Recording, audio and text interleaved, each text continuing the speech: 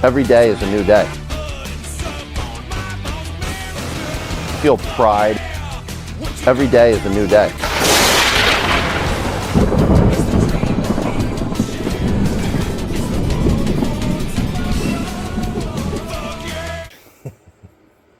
What's up, guys? Welcome back to the channel. Welcome to today's video. If you saw episode 5, you know we have to switch gears. We have to go on a little side quest, kind of like a video game. We have to go on a little side quest and repair this stand. Not everything goes as planned, and this happens sometimes. So episode 5, this was the Frankenstein with the stilt base and the top half of the 6904. That was an absolute pile of shit. There's no other way to say it. It's a pile of shit. Use vintage gear. What are you going to do? But the seller blamed it on me. The stretched clamp, he blamed it on me. I guess when I unboxed it, I stretched the clamp out. Imagine that. But upon further inspection, we also have a spinning collar here. This is common. This has happened to me a lot. So today I'm going to show you how to repair this. And I'm going to attempt to repair this. I have some ideas. I'm pretty confident. And for everyone who chimed in over the past week, 2 weeks, I really appreciate your ideas and sending me messages on the side. It's always good to talk to you guys, and I love hearing your opinions. So we'll give everything a shot, but I'm confident I can get this on the first shot. We absolutely need to do this. These are so rare, so hard to find. When we come across them, we gotta make them work, because you don't know when the next one's coming, and we have 4 more to get. So we can't be wasting anything to do with these 6904s, HC104TBs. It's all got to work. So let's get to the repair. I'm not going to lie. It's not going to be the most entertaining video. But quite frankly, it's going to be boring as hell. It's not that exciting on this end either when you're repairing these. But it's part of the project. If we don't repair these, we cannot move forward. So I told you you're coming along on everything. And you are. So let's get to it. Let me repair that. Let me repair this. And side quest 1. Battle of the Titans, guys. Let's get to it. All right, for this job, we're going to use a Dremel.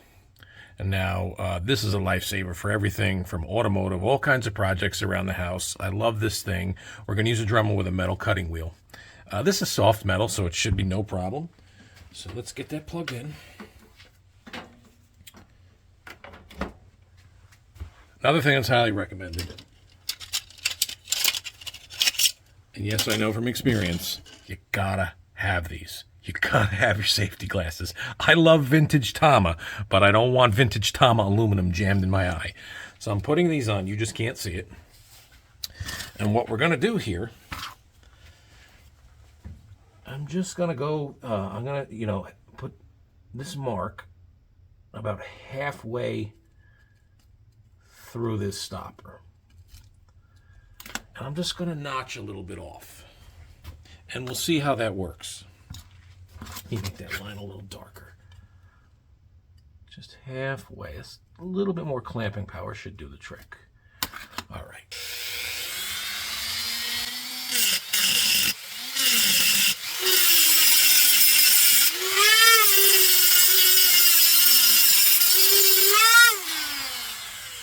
Very soft metal, went through nice and easy. All right, moment of truth.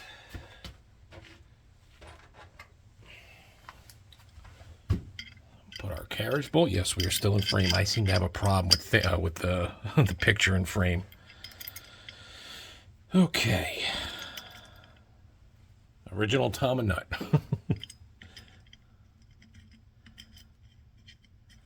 See if we can get some more grabbing power with this.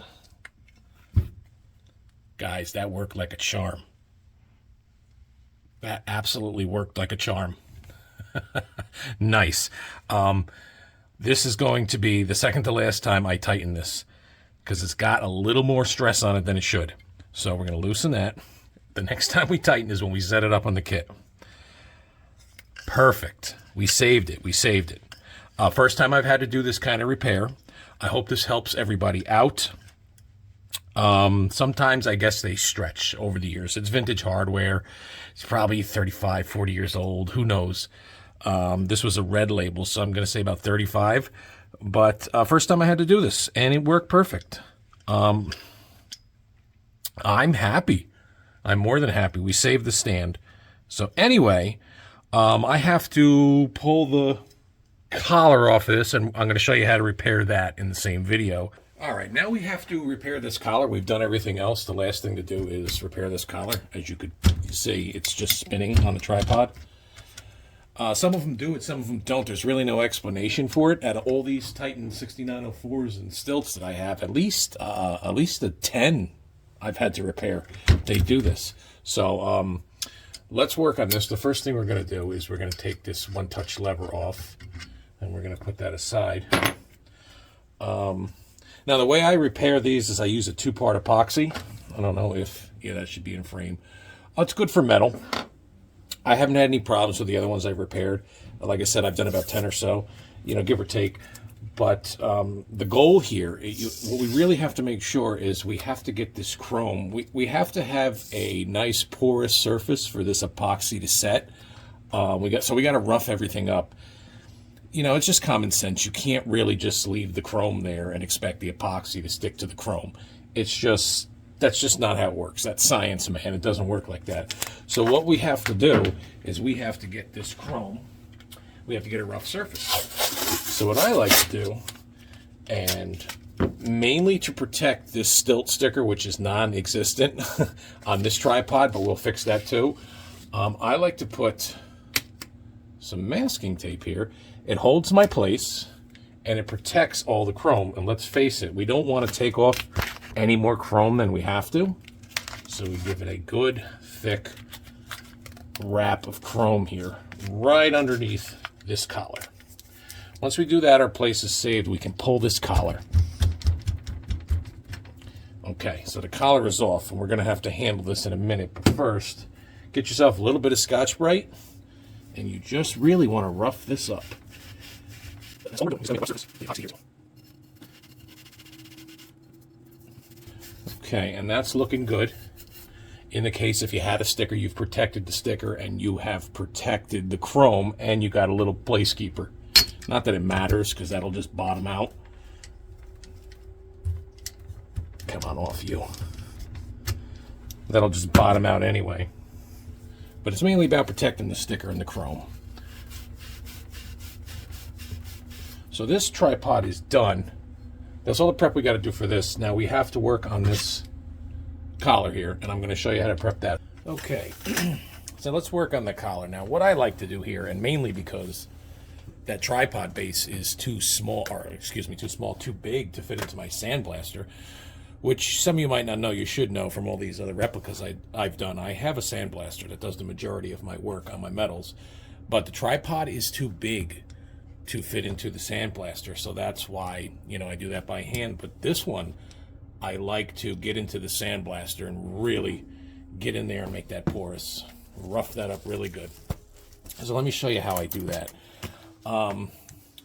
We have to protect everything. We have to protect the chrome on the outside, and we want to protect that seal on the inside. So the way I do it is I take some foam. You can get this at Home Depot. All right, the easy way to do this is stick these together, you know, level them up, stick it together, compress them really good, stick that down in there, a little bit more. Now that will expand, and that'll seal that hole there. So it can't get in that way, because the Sandblaster sand gets everywhere. You definitely don't want that in your shit. Definitely don't. So now basically, we are just going to go to town with this masking tape. It's kind of weird trying to do all this with a camera. That's the one thing I've found with making content. You know, the camera's always in an awkward position, and I'm just not used to it. So it's definitely a learning curve. But here we are.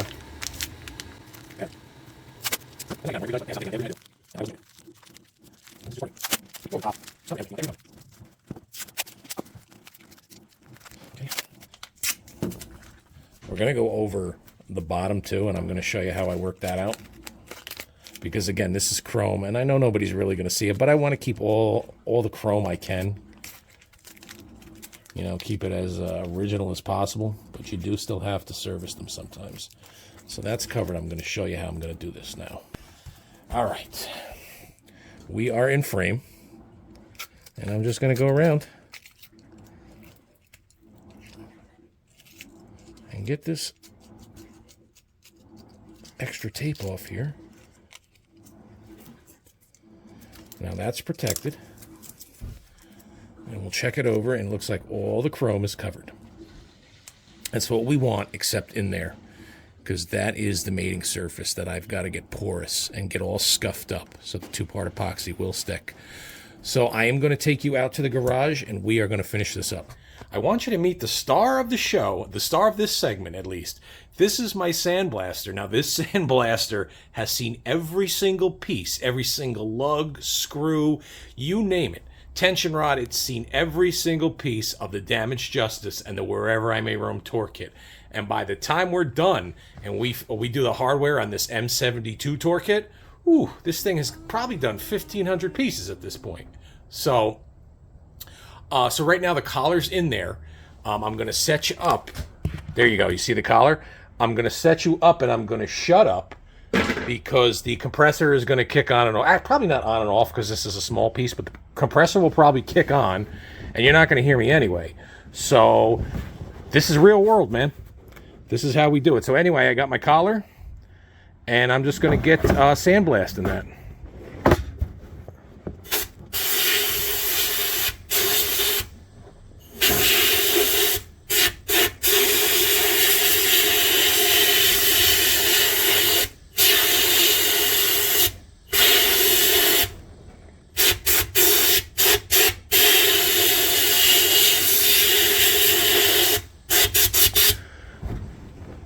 I don't know if you could see that. That's really it. We're done.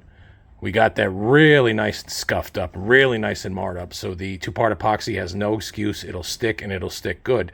Yeah, that was pretty quick. The compressor didn't even kick on. So if you don't have a compressor, I guess what you could do is just, you know, get some sandpaper and just work it in there. But I've got this, and like I said, I love this sandblaster. I've done so much hardware with it. It just really makes things easy. So what I'm going to do right now is...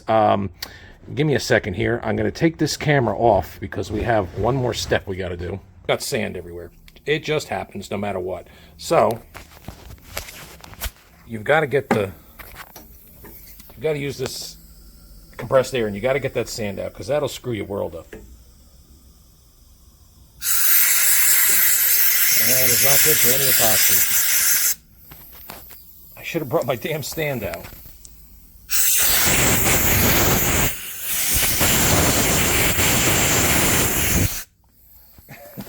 All right, so what I'm going to do is I'm just going to clean this, and I'll see you guys back downstairs for the last part. I forgot my my tripod, and this is not working. I do apologize. I'll see you in a minute. All right, we're back downstairs. Next step, we've got to use some isopropyl alcohol. I can't even get it right. Fucking alcohol. We've got to use some of that and just clean up our joints, everything that's going to make contact with the epoxy. So let me do that. And while I'm here, you know, you could take this tape off. Like I said, that'll keep its own place. It'll bottom out.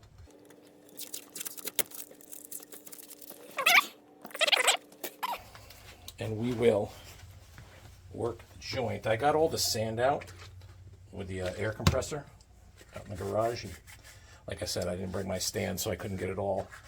But just put a little on a rag. You don't want to go crazy because alcohol does dry out plastics and rubber. And you know, these are antiques as it is. I don't want to dry it up anymore. You saw we had to use the WD-40 to kind of rejuvenate. That would defeat the purpose of what we did. So that's clean, and the tripod is clean. So what you're going to do next is I got this two-ton epoxy.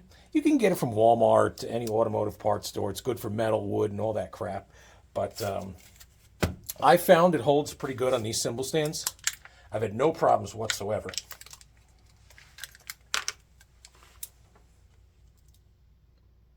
You don't need a lot. We're putting a very little bit on there because you don't want it to really ooze out when you press the fitting down. Here's a tip. You can get these at Tractor Supply. These are for livestock, what have you. I break them in half. You got one to stir your epoxy, and you could just put it on some cardboard. You know, you're throwing all this stuff away. So you mix it really good. Remember, everything's cleaned now. So we are just ready to go. So we got that stirred up really good. Let me put the cap on this before I spill it with my luck. I am going to put the tripod back up there. Take your little swab. Get a little epoxy. Just a little bit. You don't need much.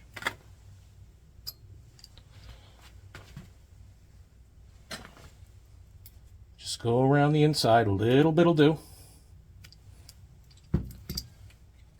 And then I take a little bit and go around here. You don't need much. We got the right orientation. Should slide right on there. And that's it, folks. I'll give it 24 to cure, and then we're done. So let me get you off the stand. Okay. So like I said, 24 hours to cure, and then I'll put it all together. All right, pretty cool. There it is, fully constructed, fully operational, and, well, I won't say like new, but it's fully operational, and it's holding tight. As you can see, it's not spinning. Collar's not spinning. This will spin inside. It won't spin the collar, so that's good. But, and obviously oriented in the way it would be on the Poor Touring Me kit, where the ride symbol will sit. How cool is that? So that's 2 complete. Perfect. Now I only need 4 more. Oh, that's going to be a nightmare. But anyway, so this is the end of Side Quest 1, Battle of the Titans. And I do believe we won, gentlemen. And ladies, if you're watching. But we won that one. So 2 complete, 4 to go. This is cool. And that's the end. So as always, appreciate the support. Appreciate you watching. I know it was a long, boring video, but it had to be done. So we're still invested, checking out the eBays, the Reverbs, marketplaces. We are just moving. And couldn't do it without your support. So I appreciate you guys very much, and I appreciate you watching. And until next time, that is the end of Side Quest 1. Thanks, guys.